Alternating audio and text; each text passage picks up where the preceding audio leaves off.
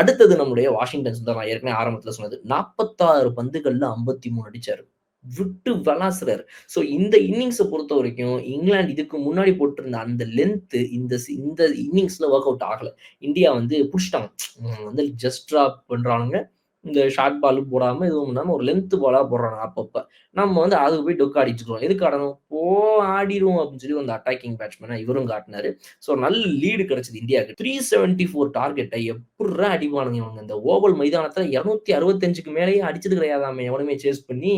அப்ப அவ்வளதான் அப்படின்ற மாரி ஒரு மிகப்பெரிய கான்ஃபிடென்ட்டும் வந்துட்டு இந்த பக்கம் வந்துருச்சு நம்மளுடைய இந்திய அணிக்கு. இப்ப அவங்களுடைய பேட்டிங் ஆரம்பிக்குது.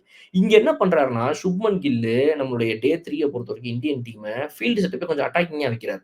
எப்பவுமே நம்ம டிஃபென்சிவா இவங்க கொஞ்சம் அடிச்சாங்கன்னா அங்கங்க தூக்கி வச்சுருவோம்ல. அட்டாக்கிங்கா வைப்போம்டா வாடா அப்படின்னு சொல்லி வைக்கிறாரு. கிட்டத்தட்ட கொஞ்சம் மிக்ஸ் ஆஃப் T20 ஸ்டைல்க்கு வைக்கிறாரு அவருடைய ஃபீல்டு செட்டப்லாம் பார்த்தீங்கன்னா. ஸோ அதெல்லாம் வச்சு பார்க்கும்போது வந்து சுப்மன் கில் இந்த தடவ வந்து ரன்ஸ லீக் பண்ணக்கூடாது அப்படின்னு இருக்காரு. இவங்க பவுண்டரீஸ் அடிக்க விடக்கூடாது. ஈஸி சிங்கிள்ஸும் குடுக்கக்கூடாது. அப்படின்னு இந்த 2 விஷயத்திலயும் வந்து அவர் கான்ஃபிடென்ட்டா இருந்தத நம்மளால பார்க்க முடியுது. அந்த ஃபீல்டிங் செட்டப் ஓரளவுக்கு வொர்க்கும் ஆச்சு. பட் பவுலிங்க பொறுத்தவரைக்கும் என்ன பிரச்சனைன்னா, இப்படி வைக்கும்போது இந்த ஃபீல்டுக்கு இவங்க வந்து ஃபுல் லென்த்ல 2 ஃபுல்லா போட்டுர்றாங்க. அதனால வந்து ட்ரிஃப்டிங் டவுன் லெக்ல 4, 4, 4, 4 நெறைய போய்க்கிட்டே இருந்துச்சு. இந்த பிரச்சனைய கொஞ்சம் பார்க்க முடிஞ்சது நம்ம. அது வந்து ஓரளவுக்கு அப்புறம் பார்த்தீங்க அப்படின்னா, அதுவே பிளஸ் பாயிண்ட்டாவும் மாறிச்சுங்கிறது தான் வந்து இந்த கேமுடைய மிகப்பெரிய ஒரு ஃபன்னு.